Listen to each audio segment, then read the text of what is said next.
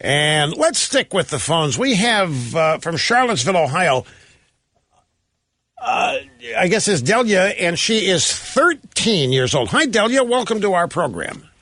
Hi, Mr. Limbaugh. Thank you for having me. You bet. So, I attend a Catholic school in Strongsville, Ohio, and every Friday we have a current event topic, and we pick a side, and we debate about it. So it usually ends up being political. So this week our topic is whether or not it should be easier for immigrants to become U.S. citizens. And I was looking through any website I could to find credible information, but it seemed helpless because the only things I could find were opinionated essays from CNN from 2010. So I was wondering if you could help me with this problem. Well, I can tell you what I think about your question. Can I ask you a question first? Sure. How is it you're not in school today? I mean, it's 1:30 in the afternoon in Ohio. I'm sick today. I didn't get away with that very much. I tried. Well, I hope you're not too sick. You sound good. Yeah, I've been sick for about a month, but I've still been going to school, but today was just really bad. Okay, but you are going to go tomorrow and you're going to participate in the question. Oh, yes. Yeah, and have you been given a side to take in this, or can you take any side you want based on what you really think, or are you supposed to research this and find out somebody else's opinion? What is your assignment here, if there is one? So we're supposed to do is we're supposed to pick a side, and we're supposed to get statistics about it, but I don't understand how I'm supposed to get statistics for this topic because there's nothing really to get except what the American people think about it. Well, in researching, this is a problem, I think, with the Internet in general, is finding untainted, just straight objective news. Now, one of the places I would suggest that, and I don't have the web address, but you might try the U.S. Census Bureau, not census. You might try U.S. government websites looking for data on immigration and citizenship just to find out what the numbers are. How many, and we're talking legal here, how many people are admitted into the country on an average annual basis, and what do they have to do to become citizens? And are there visas involved? Can they come here for a few years in advance of citizenship? And if so, on what kind of visas? It can get pretty complicated. I can give you the overall theory of immigration that has always governed the subject in the United States. And in a nutshell, when you attach the question, should it be difficult to become a citizen? It should be. And it's not overly hard as it is now, but it should require some commitment. Because the United States, and this is probably what you're going to have trouble finding on the web. I'm giving you, this is opinion, but it really isn't. It's opinion based on my knowledge of the founding of the country and how the country was intended to be and what it became. And there's no other country like this in the world. There is no country in the world like the United States, not even free Western democracies.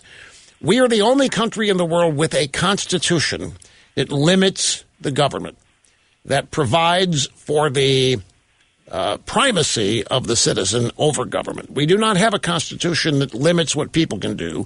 We have a constitution that limits the government. That had never been done before in the history of the world.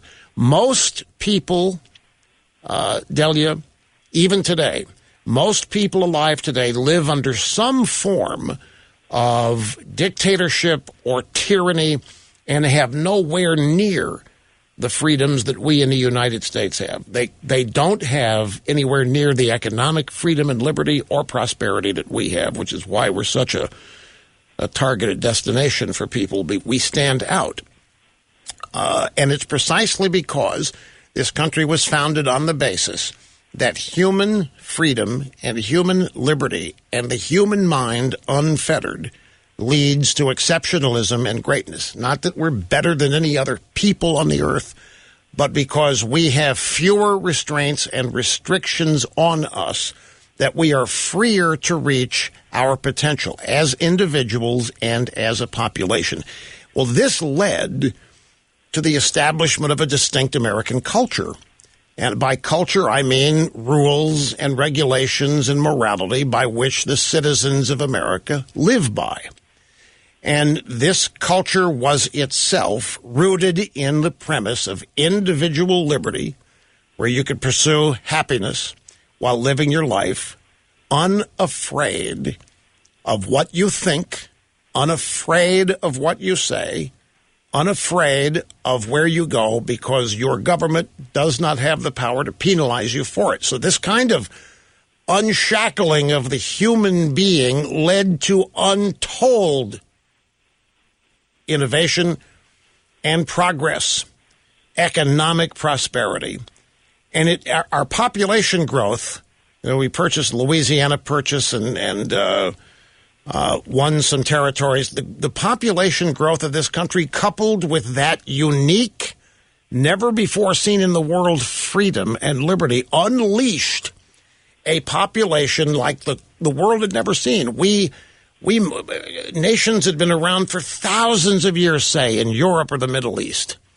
We, in less than 200 years, had eclipsed them by a factor of 10 in just basic standard of living circumstances. Something, simple things as plumbing, sanitation, water, inventions such as air conditioning and flight and electricity and so forth, leading the world in all kinds of innovation, led to untold millions of people wanting to come here.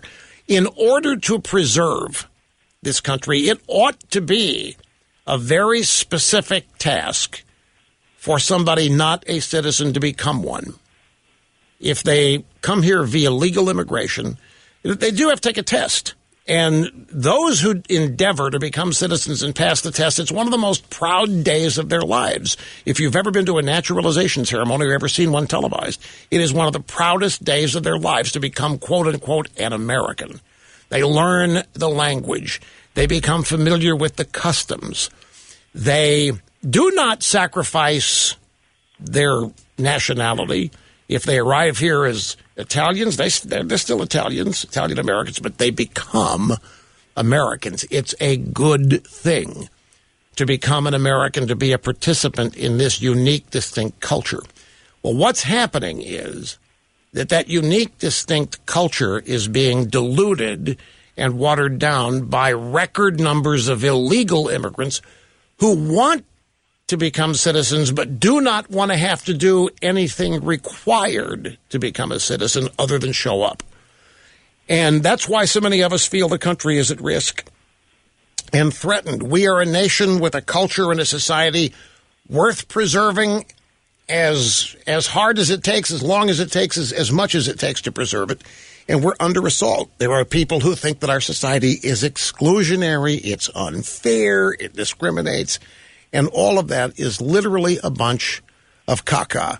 We have in the past had problems no nation on earth has done more to address discrimination, injustice, and it's an ongoing thing that the people of this country engage in each and every day while being accused of being racist, sexist, bigots, and homophobes. But I'm drifting away here. The bottom line is that America is so valuable to the world. America is so important.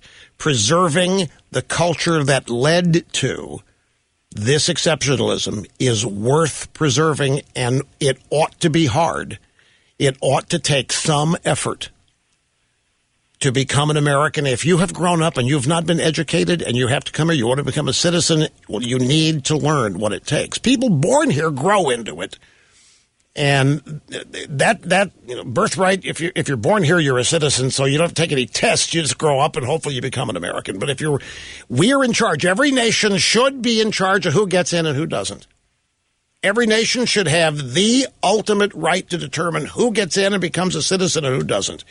There's nothing discriminatory about that. There's nothing unfair about that. It's necessary to preserve the country as is. It's why we have borders and so forth. So the short answer to the question is, it should not be easier to become a citizen. It's not that hard now, but it takes some level of commitment. You want to see some degree of commitment. Anything. Nothing in life should be easy. Nothing worthwhile is easy. Delia, everything worthwhile does take some effort. In some cases, a lot of it. Now, I don't know where you can go other than my website to read what I just said, and you will be able to do that very shortly. We transcribe my brilliance and my monologues very quickly here. We get it up at rushlimbaugh.com. So you're free if you didn't remember all that. You'll be able to you'll go to rushlimbaugh.com in maybe an hour, and it'll all be there if you want to. But if you want to find the numbers and the statistics, how many apply, how many get in, that's going to be some government website. You might try something like the Center for Immigration Studies. If you just do a Google search for them, they have statistics from Homeland Security and other government websites. There's the 2009 Yearbook of Immigration Statistics, again from the Center for Immigration Studies. It's a think tank, but it is a think tank devoted to the accuracy of immigration numbers, applicants, the process, and so forth. So just remember Center for Immigration Studies. Just Google that, and I'm sure you'll get the link and get right to it. Thank you. I just wanted to say my parents have been listening to you for over 20 years, and our family is a huge fan of yours. And my dad was able to get on your show once, and now I was able to get on your show once, and our family is just really happy. Well, you've made my day. I appreciate it. You asked me a question that actually means a lot to me. It's why I continued. I maybe said more than you wanted to hear. But once I get going on this, it matters so much to me that I end up desiring and wanting to be persuasive. And I'll admit that. So I appreciate your patience and tolerance. And I hope that did it help or did it confuse you? It definitely helped. I mean, I'm in a school where there's a lot of liberal teachers who aren't afraid to give their political opinions. Like, for example, yesterday I had a teacher that was saying that President Trump is going to attempt to change the 14th Amendment. I mean, it's hard to have conservative beliefs when you're in such liberal schools. I know. I know they're trying to intimidate you out of it. They're trying to force you out of it. And your teachers are probably of the bent that the United States has been so unfair over the years to poor people and gays and lesbians and transgenders and other people of color, that we owe them. If they want to come here, then we should stand aside and let them in. We at least owe them that for all that we've done to harm them over the years. They look at the United States as a negative impact on people of the world, which we don't understand how thinking people can think that of their own country, but they do. I appreciate the call. You made the host look good, and or at least you gave me a chance to. And I'm so appreciative of the fact your family's been out there for all these years listening. Best of luck with your assignment tomorrow. In fact, call us back and let us know how it goes.